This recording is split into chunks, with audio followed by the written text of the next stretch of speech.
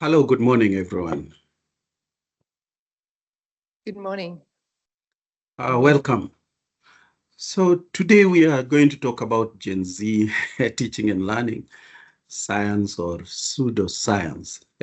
Specifically, we want to make this a series. There'll be a number of gulps on this topic. Um, the whole idea being that you and I probably have been wondering what this issue of generations uh, has to do with us professionally. Does it help at all to consider generations? Are Gen Zs a real thing, or is it just fiction? Could it just be a way of explaining current political events? Or does it have repercussions in society? Specifically, does it have repercussions in our work? Does understanding generations help to teach? Does it have any impact on performance of the students? So we want to look at the issue of mukbangs or mukbangs as an illustration of this idea. Uh, what I want to do, sorry, I was using a very viral song. That song, some of you may know, has gone viral on TikTok, and it's a sound that Gen Zs would resonate with. Now, the whole idea of generational behavior has been studied quite a bit. Some of you may be familiar with the sociology behind this.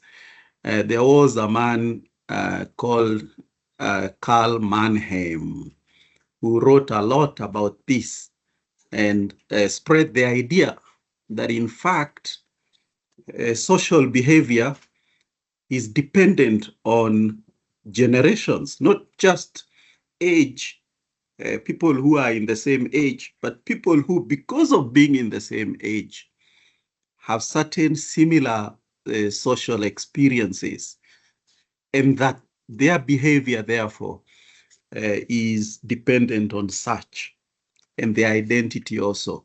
So this is the beginning of so-called generational behavior.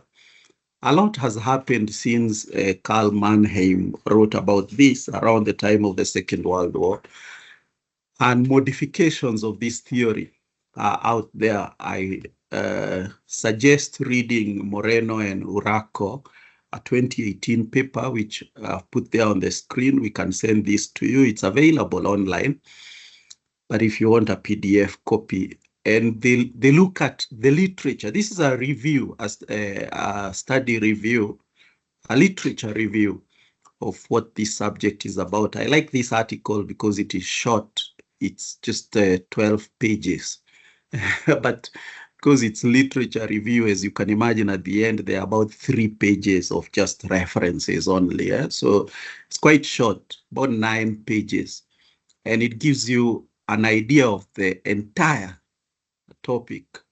Apart from talking about generational sociology, they also talk about transitional behavior, how the youth transit from childhood to teenage, how they transit from teenage to adulthood to marriage to the world of work and so on from a sociology point of view. So it's quite interesting.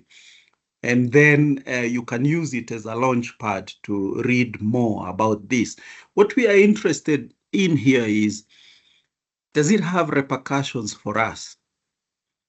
Does the sociology of education include the need to understand generational behavior? What exactly is Gen X and what are their characteristics?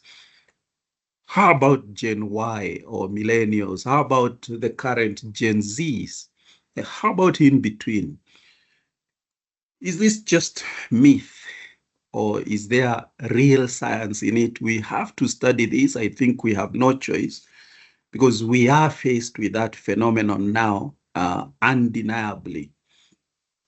So if, like me, you've taught several generations, millennials and so on, and you're seeing differences in group behavior in class and perhaps even individual behavior, a better understanding of the mindset of the Gen Zs and the upcoming Gen Alphas could perhaps make my work a little more easier and smoother. So that's the whole idea. In 25 minutes, we can't cover the entire topic, but at least we can introduce it. Mukbang. If you're not familiar with mukbang, mukbang is exactly what you're seeing there on the screen. They are videos. They've been around for about a decade now. They began around the year 2010, in the 2010s in South Korea. They're just videos streamed online of somebody eating, and they just eat, and that's it. And these videos are amazingly popular online. In a sense, we can say mukbang is a Gen Z thing. It illustrates Gen Z behavior, absolutely. In terms of just eating a lot of food, of course, only some of them are doing this. But I can assure you that a huge number of Gen Zs are watching. They're watching these videos. So mukbang, beginning in South Korea around 2010, the name mukbang is actually a combination of two Korean words. One is mukja, which is to eat, and then bangsong, which is to broadcast. So mukbang is broadcasting, eating. So it started off almost like a joke. Somebody decided that they were lonely and they just wanted to eat, and they didn't have somebody to invite to dinner, and they broadcast themselves eating. So it was a reaction to just loneliness. But it became amazingly popular. And around 2014, 2015, when some of you may be familiar with something called Hallyu wave, the Hallyu culture. It's just the Korean wave. In the mid 2010s, there was a sudden surge of interest in Korean culture all over the world. You may have heard of K-pop, Korean music, K-drama, Korean TV, and so on, became amazingly popular all over the world. And that helped also to spread mukbang. Okay. So that's what mukbang is, just videos streamed online, somebody eating a huge amount of food, and the rest of us just sitting there watching. Yeah. Of course, if you are from a totally different generation, this can be a bit like, what? What the heck? Why would, isn't this stupid? But it is not stupid at all for Gen Zs. This is what they do, mukbang. So the question is, why would millions of people be watching this? Mukbang videos are watched by millions of people. If you look at mukbang videos on YouTube, you'll notice that they have millions of views and millions of subscribers. So there are people who make money just creating mukbang videos. And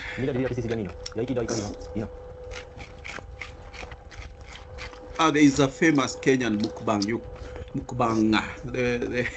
They're called mukbangers. He's called Steve. You can find him on TikTok as well as on YouTube. Okay. The Kenyan mukbang. Actually, if you just Google Kenyan mukbang, you'll find this guy. And you'll notice that even here in Kenya, they get very, very many views. His typical videos have maybe 3,000 views. He posts a video just eating a lot of food. So it's no longer a Korean thing. It's all over the world. You should ask your students whether they watch mukbangs. and they might be surprised that you've heard about mukbangs. So the question is why? Why would people do it, and why would they watch? Let me tell you about the watching, because there was a research that was done by professors, lecturers in Nottingham Trent University. Nottingham Trent University, if you recall, we invited them to talk to us about neurodiversity during the last academic staff workshop. They did a certain research. I can send you also the paper, and found out the reasons, the motivations for viewing. Why would we do this? The videos of mukbang typically are, the shortest ones are about 30 minutes. The longest are more than an hour and a half, sometimes even 2 hours of the person just eating food. Why? Well, number one is entertainment. Mukbangs can be highly entertaining. In many cases, you'll find that the mukbanger is not just eating, but he's also sharing stories and telling jokes. But that's just one category. Even just the sounds of chewing, the sounds of somebody eating seems to be something, to have a certain psychological effect that attracts a certain type of people. The guy here, the Kenyan mukbanger, makes sure that his microphone catches the chewing sounds, the slapping and the mixing. There seem to be a certain weird psychological reward for just watching and listening. It's a visual and auditory stimuli that creates something called ASMR. Well, let me not go into that. We can talk about that later. We don't have too much time, but it's worth reading about it, believe you me. And then there are the release of hormones and dopamines.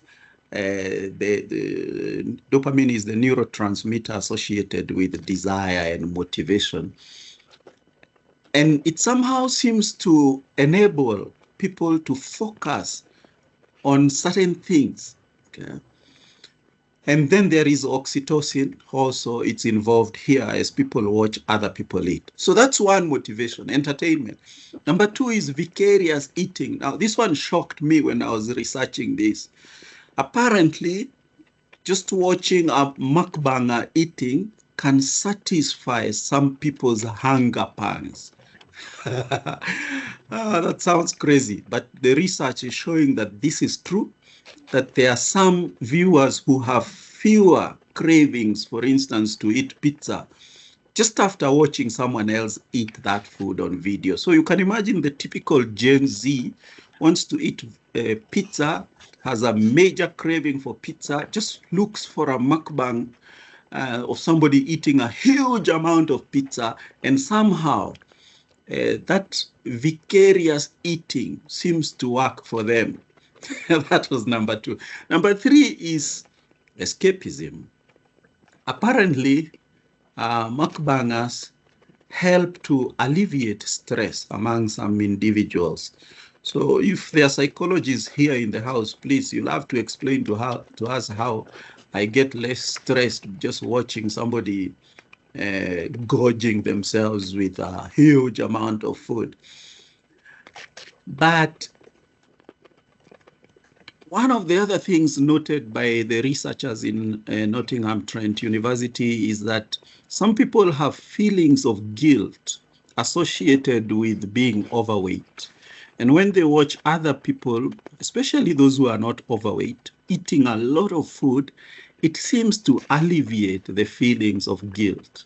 And so there are some youngsters who watch mukbangs to escape the unpleasant reality of who they are, okay, or what they are experiencing. Or sometimes just because they are missing that food, and this helps. Then the third, the last one, number four, is social reasons. We have to remember that the internet is more than just a place for entertainment. For many people, it provides a craving that they have in their daily life, which is to meet other people, or to do things that they would not normally manage to do offline.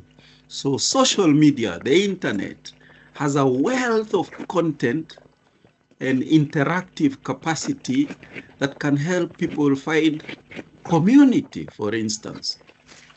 So this ability to do things online that you couldn't do offline is called by psychologists compensatory internet use.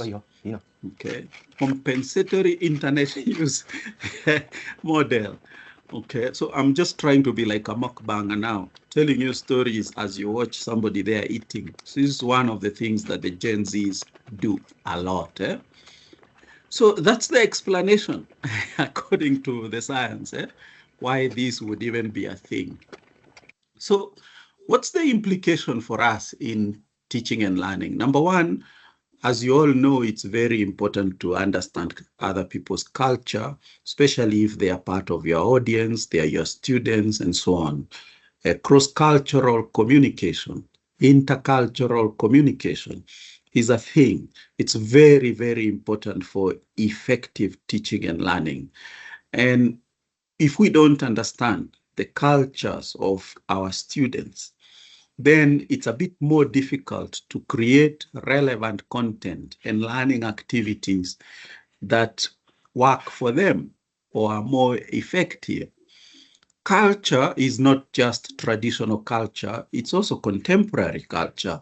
And arguably, Gen Z culture is one of these. It also helps us maybe think a bit deeper about attention spans. You may have heard stories that our students have shorter attention spans, that they can't concentrate. But now we have to ask ourselves if they are watching mukbang videos that are 1 hour long, if the mukbang videos that hold their attention, they can hardly blink as they watch, at the shortest are just 30 minutes. What does that tell us about attention spans? Maybe attention spans are generated by the activity that we present to our students rather than self-generated, that the students don't come into class with a certain attention span that is part of their identity, but could be more environmental. And that tells us something about how we should be teaching, how we can get our students more engaged, more focused. Then, of course, social media habits can be a pathway for new learning activities. So, of course, I'm just thinking if one of us could use a mukbang as you're eating, maybe you're teaching. Okay, that's extreme. I don't foresee that happening soon. But I know from what I have been reading that language teachers, especially Korean language teachers, have already been using mukbangs extensively in their videos to teach Korean language. So at the very least, there are applications. But perhaps also we could investigate this, think about the emotional connections, think about how we could modify mukbang style videos and imagery to things that are more relevant to our own content. Then, of course, we have to think about values. As you research on this, of course, you'll find young people who abuse this particular cultural trait. So I have been looking at videos of a fellow who's really, really gone overweight. Okay, so we have to ask ourselves how we help the Gen Zs to think about the values related to this type of cultural behavior. Hedonism and greed. What does that tell us about how we should be preparing our students to be better human beings? Then there are alternatives. We should not, of course, take Mannheim's ideas at face value, the idea that everything social is based on generation. He didn't say exactly that, but we have to think about other frameworks that motivate our students to do what they do. It's not just because they are Gen Zs. Sometimes they are just following their needs. We have a hierarchy of needs and people need to satisfy their most basic. So even within the Gen Zs, you'll find different behaviors according to where they are on the hierarchy of needs of Maslow's. Then there is the theory of planned behavior, please read about it. It says that people make their own decisions. They're not necessarily influenced by society. You're not doing what you're doing today just because the rest of the crowd is doing it. You are exercising your will. You're making choices individually. This is the theory of planned behavior. In one family, you'll find somebody who became a priest or a pastor. And in the same family, his brother became a thief, a highway robber. Why? It's not just social influences. People make choices. And then there is consumer behavior and marketing, that some of these things are not exactly generational, that they are being fed to the Gen Zs by certain interests, including commercial interests. Let's also think about how we can help our students and our young people to think about greed and obesity and hedonism, and not simply to accept cultural trends like this one. And I am through. I want to see if there are some comments from you or questions. Ian, it's Prof. McGlade, Jackie McGlade. Thank you. That was really insightful. And I was thinking about this idea of a mukbang, but not for eating. I was trying to make a video when I've been talking about agriculture and carbon, of somebody literally planting seeds one by one by one, and that's going on in the background. So I did a small experiment where I actually tried it. I didn't tell anybody, but I put the video up in the corner of my slides. And at the end, I asked the students, you know, what did you think about the video? And it was really interesting because the older people didn't notice it at all. Wow. They just thought it was something wrong with the computer. But Wow. the younger ones, I would say, they're not very young, but the younger ones, they all literally said it was riveting. And so we listened, and I thought, this is just incredible. It's just a video of somebody putting seeds in the ground and walking along. So it does work. It doesn't only have to be eating, but yes, I love this idea. Thank you. Thank you very much, Professor McGlade. It would be very interesting to write a paper on that, the mukbang effect, and share with the rest of us. There is a teaching and learning conference that's coming up in October in Strathmore. We'll be sharing the details. I think this would be amazing, an amazing area for action research and to share with us. Thank you very much for that, Prof. Professor Kiraka says, I agree with that one. Right now, seeing those videos has made me not able to finish my break.